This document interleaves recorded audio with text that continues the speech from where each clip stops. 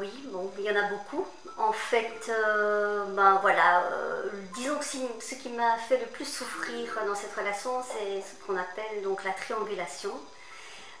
Donc nous étions trois dans le couple, je vais dire, nous étions plutôt un trio.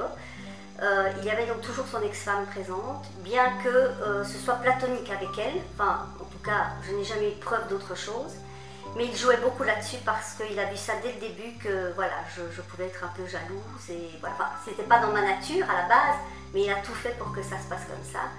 Et donc ça a commencé directement dans la relation, c'est ça qui est un petit peu bizarre d'ailleurs, tout au début. En fait, ce qui s'est passé, c'est qu'elle a découvert mon existence par hasard. Elle est venue un jour chez lui, un dimanche, elle devait récupérer des choses dans l'appartement. Il faut savoir qu'il m'avait dit qu'elle était partie depuis 1 an, mais elle était partie depuis 3 semaines quand il m'a rencontrée. Et donc, quand elle est venue chercher ses choses dans l'appartement, bien sûr, moi j'étais déjà installée. Je n'allais que les week-ends, mais je laissais des choses personnelles, des vêtements, etc. Donc elle a vu tout ça. Et évidemment, quand elle a vu tout ça, moi je pensais qu'elle était au courant de mon existence, mais il ne lui avait rien dit. Et donc quand elle a vu tout ça, elle a littéralement, comme on dit, pété un câble et s'est énervée, elle a jeté des choses par terre, enfin voilà, c'était la grosse crise. Et donc quand je l'ai retrouvé 2-3 heures après, il était très silencieux, très morne. Et je lui ai dit, mais enfin, qu'est-ce qui se passe? Vous ne voulez pas me répondre? Rien qui te concerne. Puis finalement, il m'a dit, après 2-3 heures de silence, il m'a dit, oui, mon ex-femme a vu tes affaires. Et voilà. Et je dis, mais enfin, je pensais qu'elle savait que j'existais. Donc déjà, ça montre quand même... moi, à cette époque-là, j'ai pensé, je me disais qu'il était distrait. Parce que c'est l'image qu'il voulait me donner. Mais en fait, j'ai bien compris qu'il n'a jamais été distrait. En fait, il était très cruel, il savait très bien que mes affaires étaient là et qu'elle allait les découvrir et que ça allait lui faire un mal fou, quoi. Donc voilà, même si c'était elle qui était partie, mais bon voilà, malgré tout c'est quelque chose, voilà. Et à partir de ce moment-là, elle a commencé tous les week-ends, tous les samedis, tous les dimanches matins, c'était des coups de fil, des messages, des mails. Donc voilà.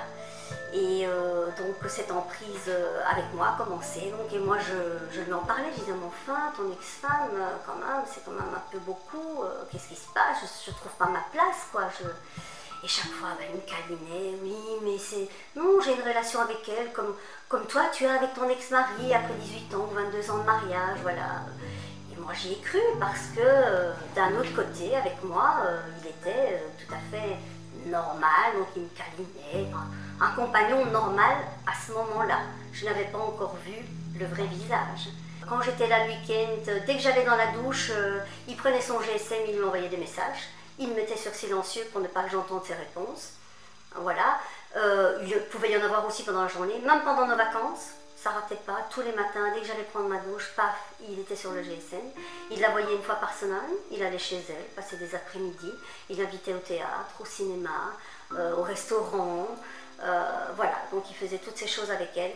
Alors il notait sur le calendrier, il y avait un calendrier mural, donc il notait tous les rendez-vous qu'elle avait chez son médecin généraliste, qui était toujours dans la ville où lui habitait, parce qu'il avait gardé l'appartement, elle était retournée sur Bruxelles.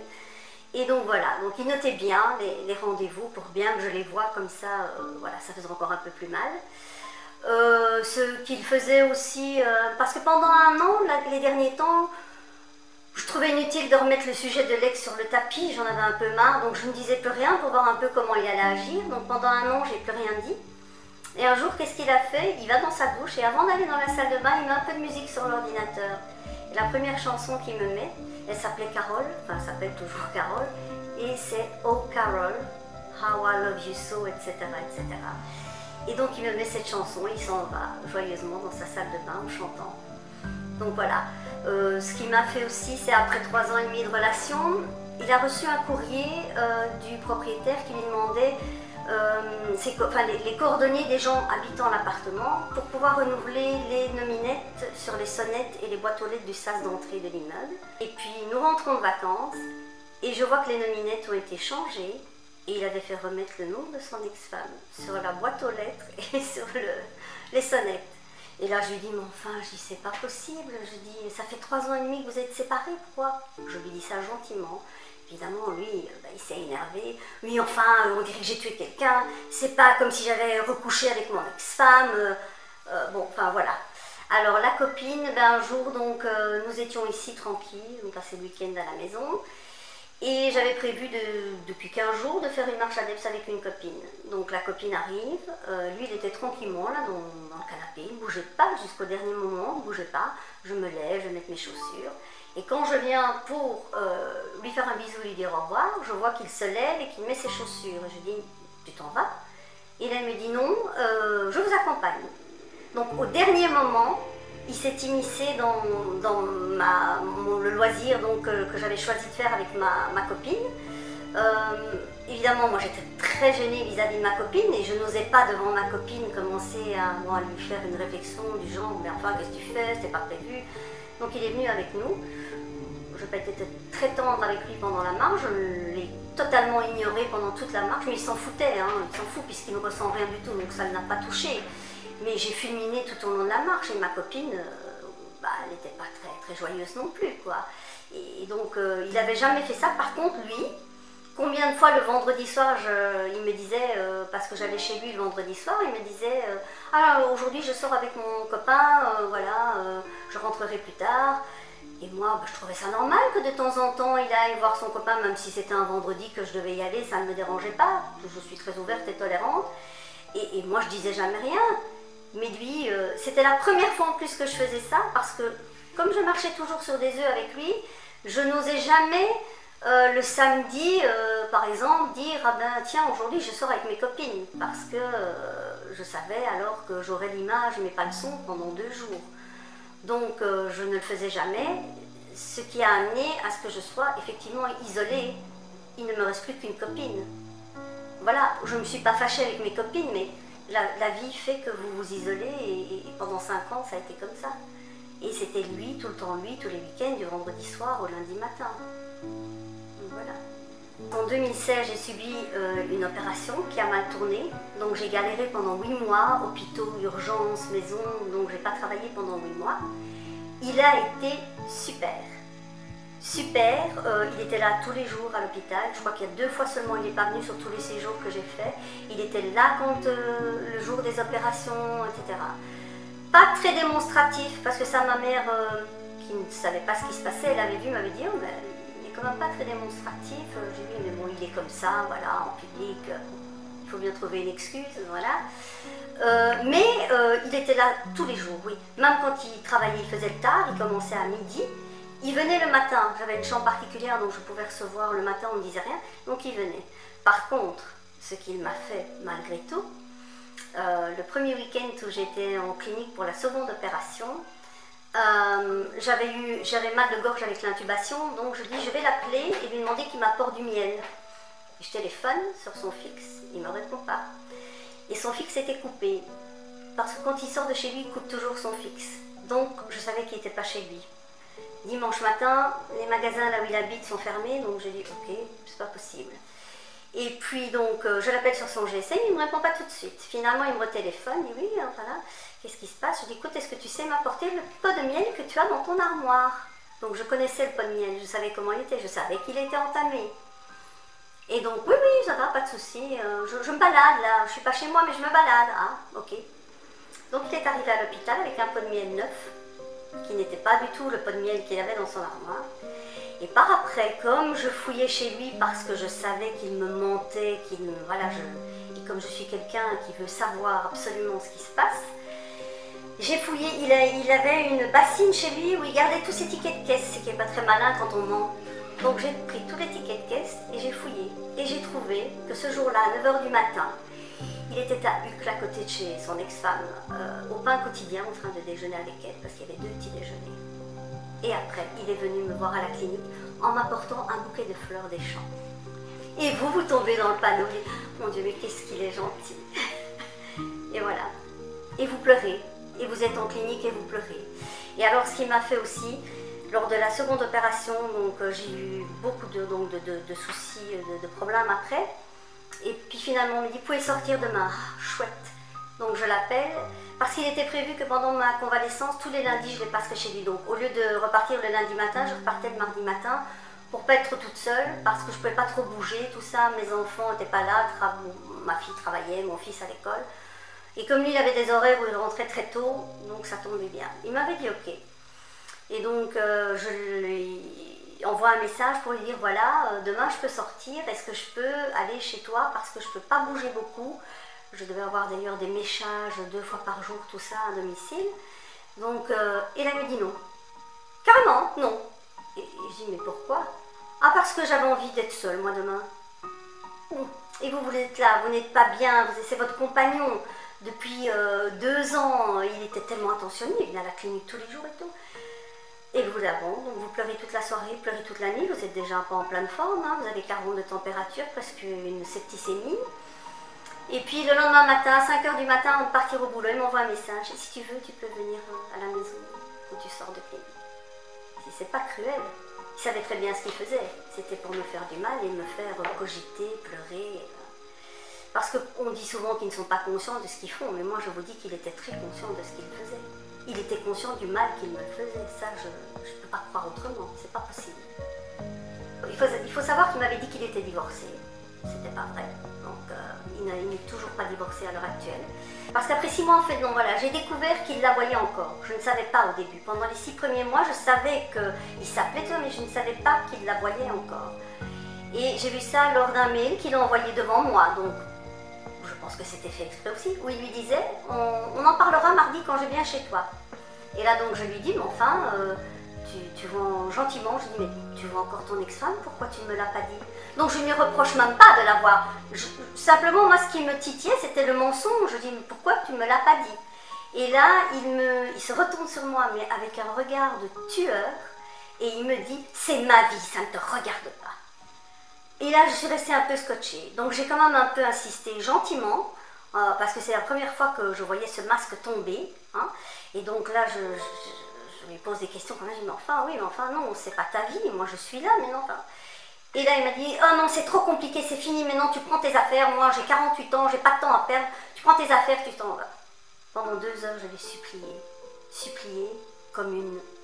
Enfin, je vais pas dire le mot, mais vraiment, je me suis aplatie, avachie devant lui. Et lui, il était comme ça, dans le divan, regardant par la fenêtre. Il n'a pas bougé un cil et il n'a jamais dit une parole. Et moi, je pleurais à côté, je le suppliais.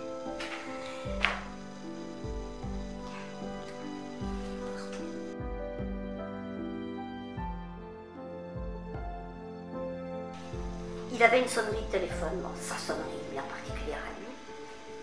Et chaque fois que ce GSM sonnait, voilà. Parce que je savais que c'était elle, évidemment.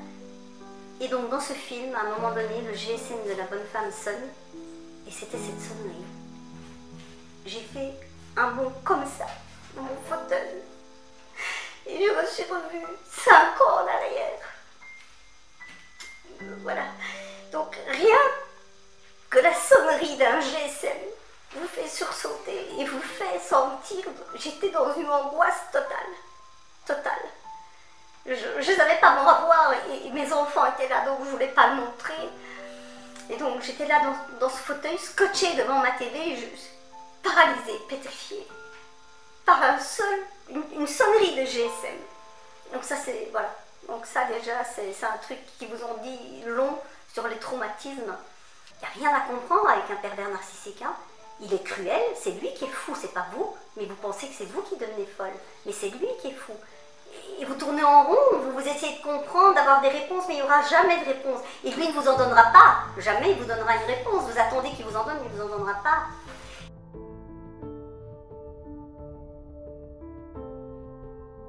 Mais le problème avec les violences psychologiques, c'est qu'elles ne se voient pas.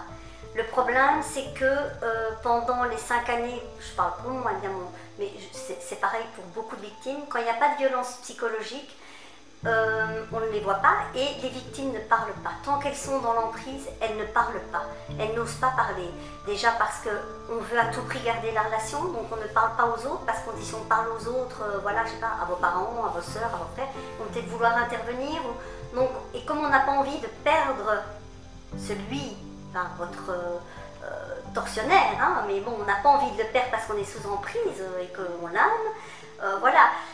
Donc, et comme ça ne se voit pas, moi je sais que quand j'ai rompu, que je suis arrivée chez mes parents m'ont dit mais on croyait que tu étais heureuse, voilà. Les gens vous voient à l'extérieur, pensent que vous êtes heureuse. Moi, je parlais beaucoup à une amie, mais qui voyait ça de l'extérieur et qui me disait, elle ne me disait pas ça en substance, mais elle me disait, mais non, tu te fais un peu des idées, t'exagères. Donc, il y a vraiment un mal-être intérieur qu'on cache et qu'on accumule. Donc, c'est ça, peut-être avoir la curiosité de, voilà, d'aller vers les autres et sans juger, sans, voilà, parler avec eux et écouter leur histoire.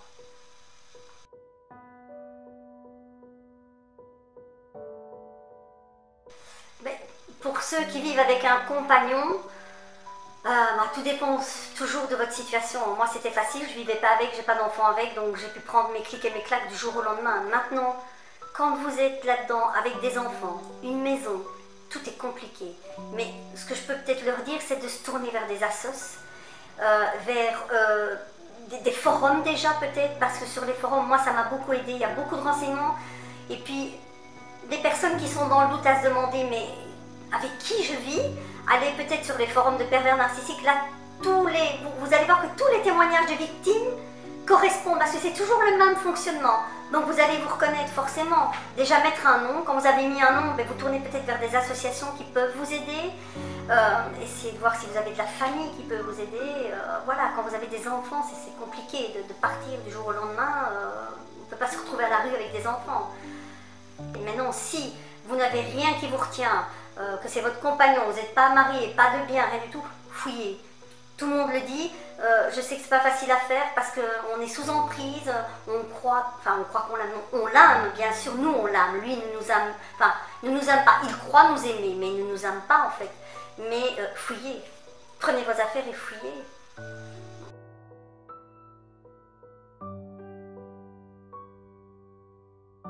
Une masse de gens vont aller le voir, pas forcément des gens qui sont sous emprise ou quoi que ce soit, mais peut-être qu'ils ont autour d'eux des gens qui sont sous emprise, qui sont avec des pervers narcissiques, parce que des gens comme ça ont toujours existé. Des gens qui battaient leurs femmes, etc. Voilà, on en connaît. Moi, mes parents en parlaient déjà où j'habitais avant. Voilà, ça existait. Des alcooliques, des machins. Mais on ne nommait pas pervers narcissique. Maintenant, Rakami a mis un nom là-dessus. Donc, ça commence à faire son chemin. Maintenant, parfois, on a tendance à mettre le nom de pervers narcissique à tout le monde. Ce que moi, je n'ai pas fait, je voulais avoir justement l'avis de 2 psychologues spécialisés qui ont mis le nom là-dessus. Donc, je suis certaine qu'il est pervers narcissique. Donc, si les gens qui vont voir ça, ça peut éveiller les esprits et se dire, mais tiens, mais ma voisine, mais c'est ce qu'elle vit, mais c'est pas normal, donc, mais ça serait peut-être bien un pervers narcissique. Donc, pour pouvoir éventuellement l'aider, voilà, et peut-être faire prendre conscience aux gens de ce que c'est vraiment la perversion narcissique. De ne pas mettre tout le monde, le petit, parce que des petits manipulateurs, ça existe aussi, qui manipulent un peu comme ça, mais qui ne sont pas vraiment dangereux. Les pervers narcissiques sont dangereux. Dangereux parce qu'ils vous détruisent psychologiquement, c'est terrible, et parce qu'ils peuvent vous détruire tout simplement, vous amener à vous suicider, vous amener, ils vous battent, voilà, à vous rendre fou. Il y a des témoignages qui disent des femmes qui se retrouvent en psychiatrie, etc. Donc moi je pense que ça peut éveiller les consciences et que ça serait bien